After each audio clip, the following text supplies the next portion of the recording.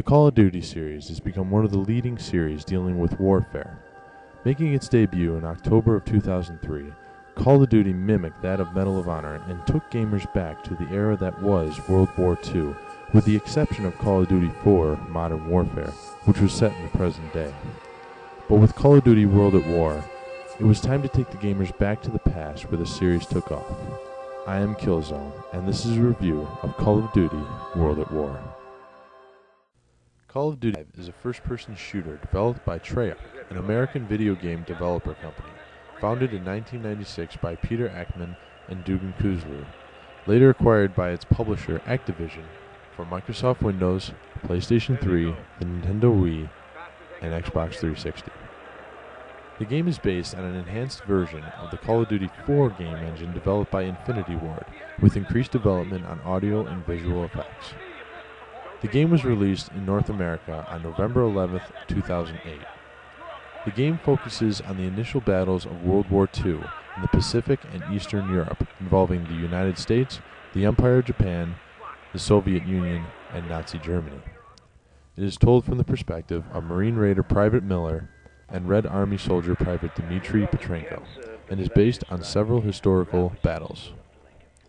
The game was the second best-selling game for November 2008 in the United States, selling over 1.41 million units. It received good reviews for the real-life feel and portrayal of a darker side of war itself. But how would the game fare to its successor, Call of Duty 4 Modern Warfare, as it is one of the most anticipated sequels to be released? The storyline was the caliber that most Call of Duty games followed and was sheer genius at work. Celebrity voices Kiefer Sutherland and Gary Oldman make appearances, with Sutherland playing Corporal Roebuck of the Americans and Oldman playing Sergeant Reznov of the Soviets. They accompany you as you play as Private Miller for the Americans and Private Dmitry Petrenko for the Soviets. Treyarch did a great job improving the sound and visual effects. Brave comrades of the 3rd Shock Army, today we lay waste to the German line, push forward to the flame beacon. Dmitri, ready the flamethrower. Good. Now take a closer look at those rats on the horizon. For Stage 8. Yes, they will be the first to burn this day. Fire the flamethrower. Incinerate them.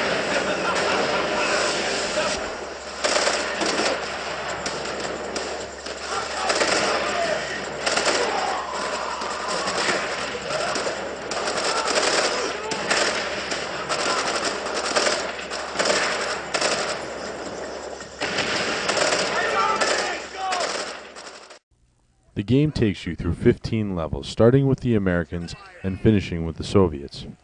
One thing that was interesting is the ability to change how the American game could end, either by saving Roebuck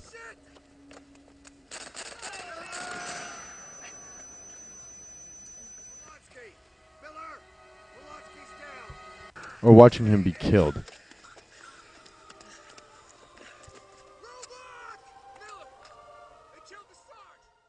To give the game at least one reason for the player to replay the game.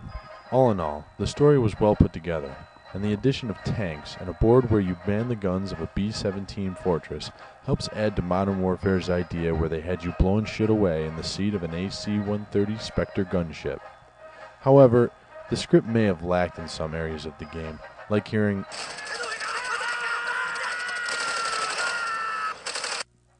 only 100,000 times. But the gameplay made up for itself when you get to burn those little jet pricks to a crisp.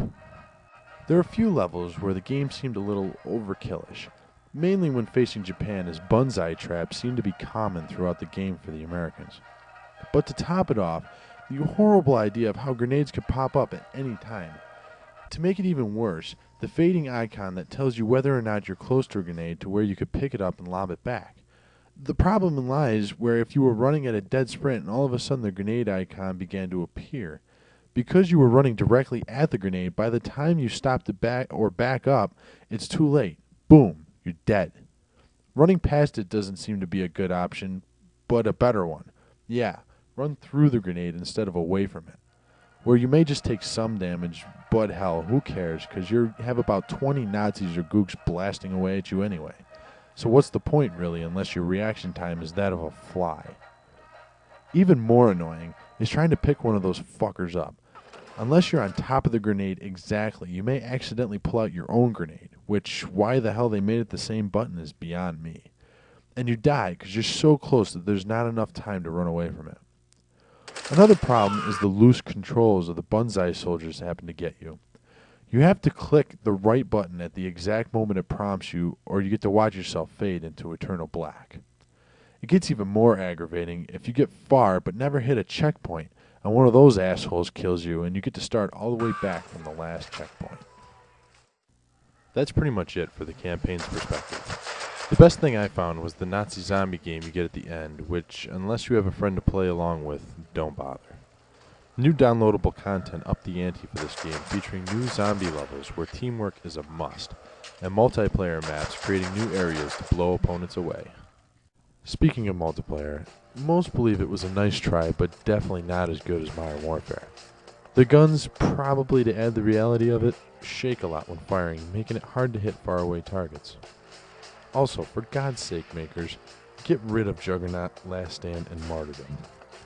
These 3 perks are the most ridiculous addition to the Call of Duty series.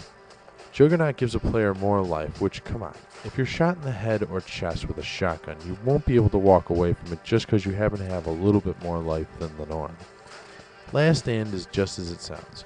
When your life bar is up, you drop to the ground, pull out a pistol, and you can blast away at anyone unsuspecting of it.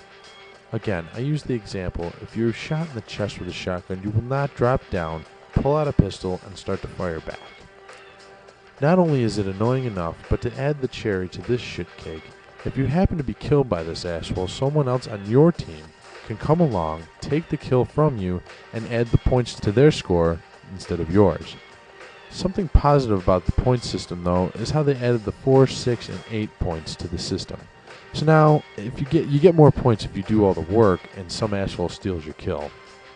Finally, there's Martyrdom, which really can swing either way in the vote of terrible perks. Once again, no one can just pull out a grenade, pull the pin, and drop it next to your dead body after you've been shot in the head. It's not possible. But if in a crowded area, it's a nice addition to blow away half their team in one blow, giving the suicide runner a better role. But enough about the perks. What about the gameplay? Although it does live up to expectations, the texture is such that it is harder to see the enemies and more annoying when their gamer tags fail to show up on the screen and you're sitting there blasting away at your buddy and he can call you a noob over the mic. Finally, the addition of tanks, which is a ridiculous addition. It's overkill. At least in Modern Warfare, if a helicopter was called, it could be shot down somewhat easily, but not these things. The best way is to use charger packs, which if you're not far enough away from, you'll blow yourself up and only weaken the tank. It takes 2 well-placed charges to drop these fuckers, and I do mean well-placed, like on the turret or underneath the tank. Yeah, you have to guess where the tank is going in order to blow it up with 1 charge. Good luck not to get yourself blown up in the process. The Prestige mode took a twist as well, increasing the levels you can gain from 55 to 65, making the players have to earn more to get more, I guess. Lastly are the kill streaks, which for 3 is a recon plane or radar, 5 gives you an artillery strike, and 7 gives you dogs, the most annoying little mutts ever. Better hope they aren't against you, or you'll find yourself tucking your tail and running from these bitches. Overall, Call of Duty World at War was in my opinion the most anticipated flop of the Call of Duty series. The gameplay was amazing, but it lacked in too many areas. Mainly I believe because it was taken over by Treyarch, which did not do the first 4 installments. Luckily, Call of Duty Modern Warfare 2 is on the way, and it is developed once again by Infinity Ward. I give this game a 7 out of 10 for its improved graphics, sound, and storyline. It did lack in multiplayer a little, but still the maps and different modes gave it a little boost. Series owners should buy the game for its story mode. Newcomers should rent only, and make their own personal judgment after. I am Killzone, member of NeoGen Gaming, and this has been a review of Call of Duty World at War. Hoorah!